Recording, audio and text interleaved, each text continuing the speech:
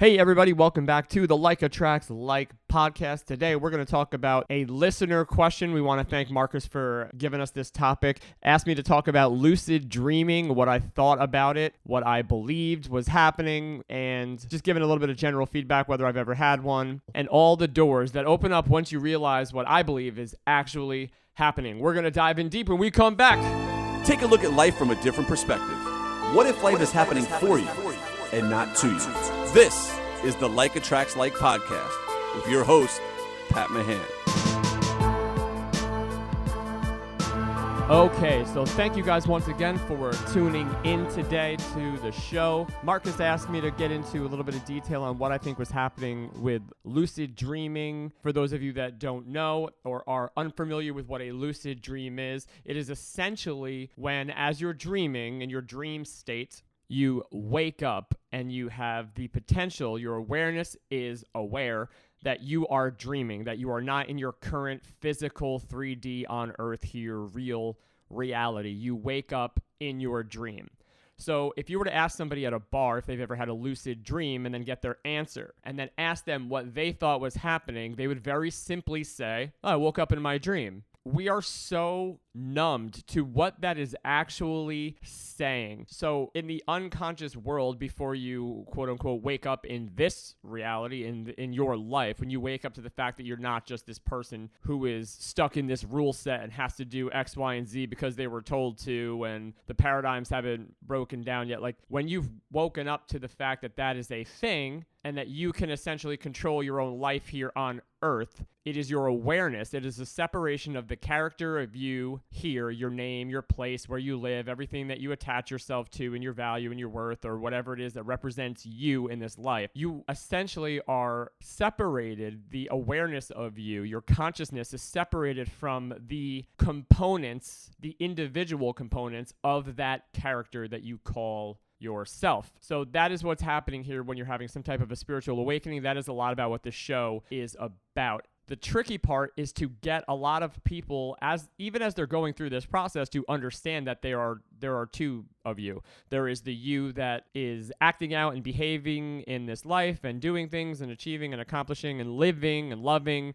There's that you. And then there's the you that's observing that. There is the overall higher consciousness you connected to everything you that is the same as everyone else you, that everyone refers to, that is aware of the character of you living your life. So there's not just you here on earth. There is a you who is aware that you are on earth, and you reference it every time you say you do anything. When you say, I did such and such, the I that you're referring to is this awareness of you. You can't be the thing and aware of it at the same time. There has to be two. You use each other together because you need each other. But what happens is it's difficult for people to figure that separation out because it's hard to process what is meant by the observer of you versus the character, human person of you. And I think that lucid dreaming and the explanation of that, forget scientifically, medically, who knows what is actually happening. I think it's completely irrelevant personally for me to get any value out of it.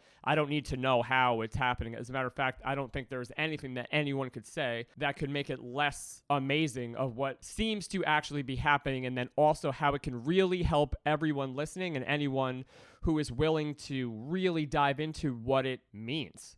So the fact that someone so nonchalantly can reference the fact that they or other people have had a lucid dream where they are sure they have woken up in their dream and then they were able to basically control their dream avatar, their dream selves, no matter what that looked like in that dream, you were able to decide what you wanted to do and fly and go over here. You could do whatever you wanted to do in the dream when your consciousness woke up, when you, quote unquote, you, woke up in your dream and realized, holy cow, I'm dreaming.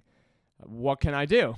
That will happen to the level and degree that you believe it. So when you start to go, if you're flying in your lucid dream, you'll be able to do that for as long as you want to, or until you go, I can't fly. What am I doing? And then you will wake up, or you'll shift realities or perspective in that dream of what's happening. If not many of you have actually had a lucid dream where you woke up in your dream and you were able to control your dream it's very possible that at some point in your life you have had a scenario where, to make this a little bit more relatable, where you have woke up from a dream and for a brief moment, few moments, who knows how long, you were unsure. As you are sitting there awake in your actual physical bed, you were unsure if you were still in the dream or not. And the connection here is to know that while you are dreaming, it feels just as real, if not more real, than here when you are awake and walking around in your life. We just can't remember it. But we know that there's a link to how real it feels by the fact that sometimes we wake up from a dream and we can't tell if we're still in dream world or if we're still in Earth world here. So that brings a relevance to how real dream life is. Another correlation is while you are dreaming, you don't know or remember that you are here asleep. Majorly, when you are in dream world, even though who knows, again, medically, how long they say you're dreaming versus how long you're asleep, and it only happens in deep REM or whatever it is that they're saying about, no one knows anything about dreams, to be honest. That's basically where I'm going with this. No one knows where, why, or how we dream. They see what parts of the brain light up. They see where things are stored and how the brain connects certain things, but they don't know where the awareness is that is viewing the dream. There's still an awareness of you that is viewing the dream, just like there is an awareness of you that is viewing your life here. And those two things happen in very different, I hate to use the word dimensions, but they happen there's a dream world and then there is our world here. But the thing that stays the same across them is your awareness. You are aware of both worlds, your dream world and here. Most of the time when we are dreaming, we are at the liberty of the dream. We just, whatever the dream happens to look like and whatever course it takes, and we wake up and we're like, wow, I had this crazy dream. And we try to remember it and we can't.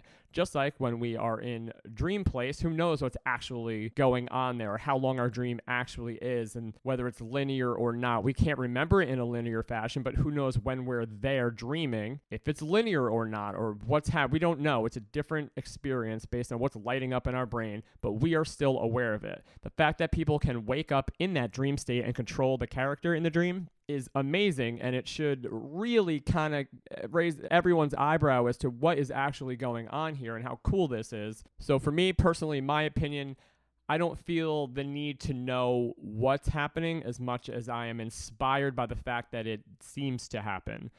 There seems to be a potential for a human being to fall into a dream state, which we don't know anything about while our bodies are resting, but our awareness is still active. It always is. But this is a little bit more proof of that. Even when the version of you that exists here on Earth is sleeping or resting, the awareness of you is aware of something else happening somewhere else. And we just explain it that it's just inside of our minds. No one really, unless you're at a deeper level of this, takes the time to ask the question when someone says, what do you mean it's happening inside of your mind? Everything that we experience isn't happening outside in the world. It's happening inside of your mind. There's a screen somewhere.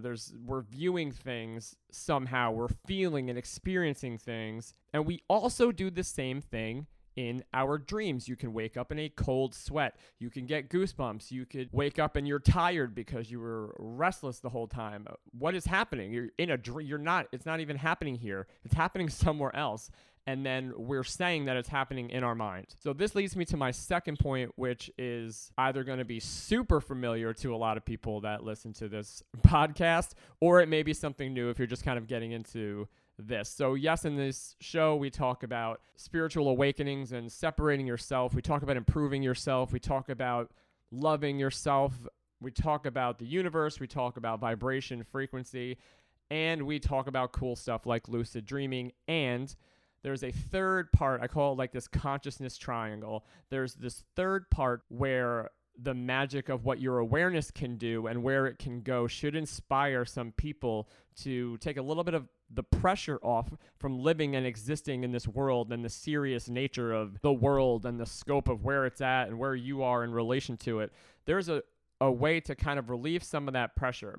And the first part of it is understanding that it is a fact that lucid dreams medically can be measured. There are studies where they measure the fact that the patient that they are studying in a hospital with doctors and all the right people around can measure and even give prompts to the patient before they sleep and have them acknowledge from a dream state certain things that they were told to control when they woke up from their dream. That is ridiculously amazing. So this is a thing. It's not some fairy tale. It's not make-believe. It's not magic. It's not super crazy that this is happening. It's not a one-off. It's not things that happen sometimes. It's something we're capable of doing. The funny thing is, as amazing as this is and how life-altering it can be, to have no explanation of what is happening and the fact that it's just so nonchalantly covered as, I woke up in a dream. What does that mean? What do you mean you woke up in a dream? What woke up? You were still sleeping. What woke up? What controls that dream? It's the same thing that is aware of you here in this reality here on Earth in your life.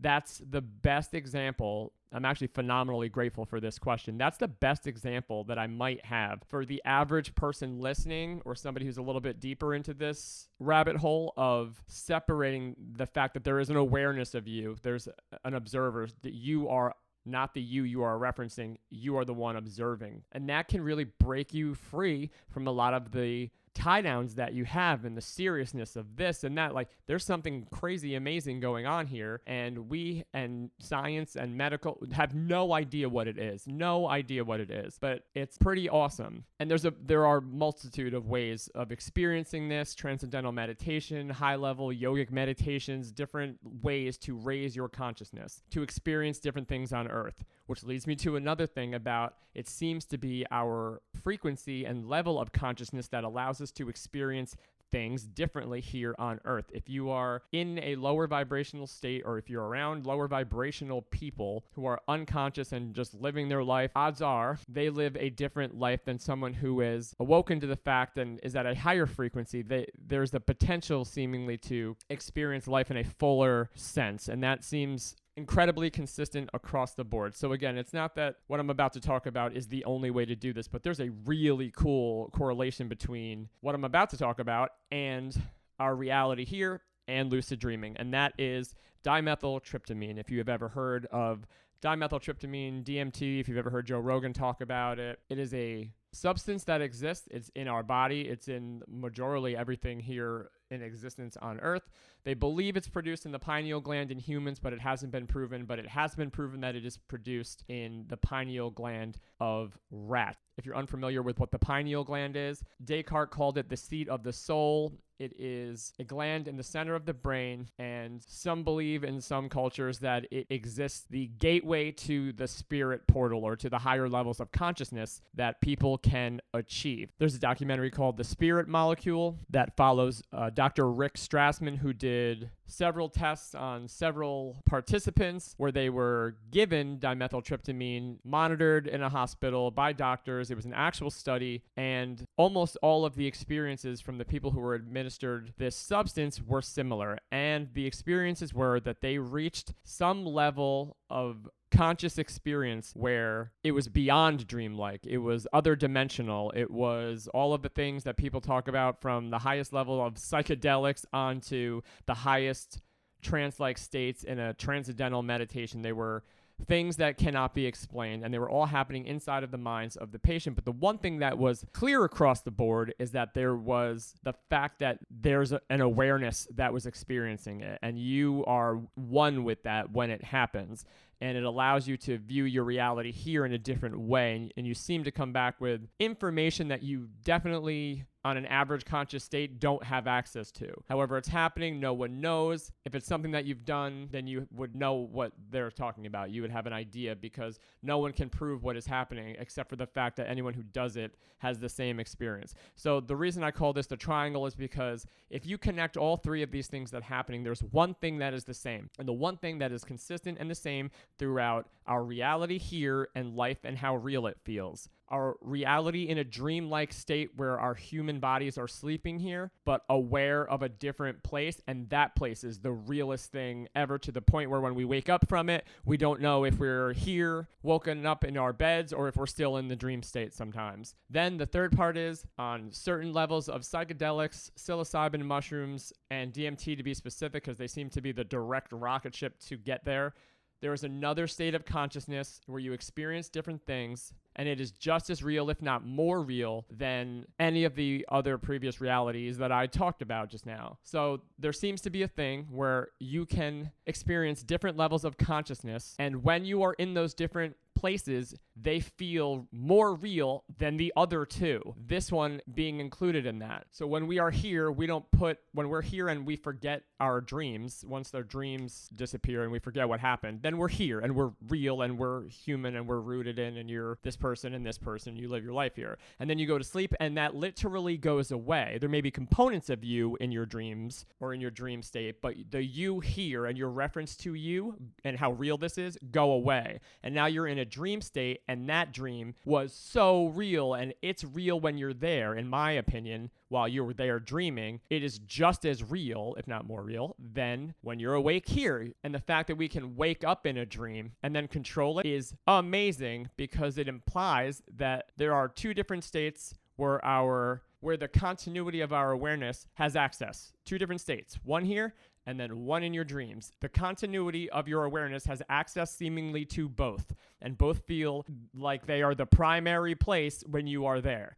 And then you throw in the little bit more extreme variant of dimethyltryptamine, DMT, or psilocybin, some kind of a substance that raises your consciousness to a degree where you're in a completely different place, you're fully well aware of it, and you can't remember any dream state or this reality at all. They call it an ego death, and the ego version of you and the character go away. And a lot of people believe, myself included, that when you die, that's basically what happens. The near-death experience and the dimethyltryptamine trip have very similar components when people come back and try their best to describe them to other people. So I have a feeling there are going to be quite a bit more episodes on this type of experience, this type of reality shift, this type of conscious expanding content, because it seems to be very popular and a lot of people are asking me a lot of questions about what I think. And I think that it is basically the root or the core of our existence here, wherever that may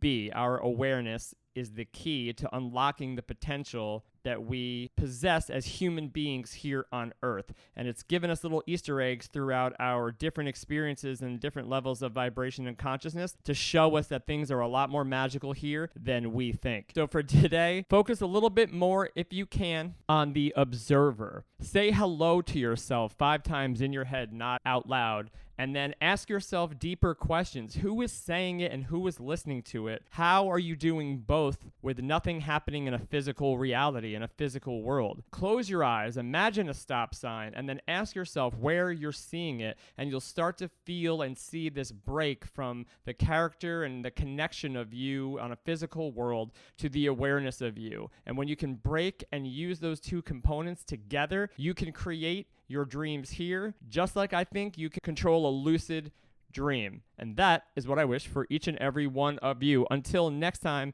have an amazing day, a wonderful night. We'll see you then. Don't forget to head on over to likeattractslike11.com and hit the contact form. Throw in your question, your situation, or something you want me to talk about, and we will get the conversation going. I love and appreciate each and every one of you guys. Till next time.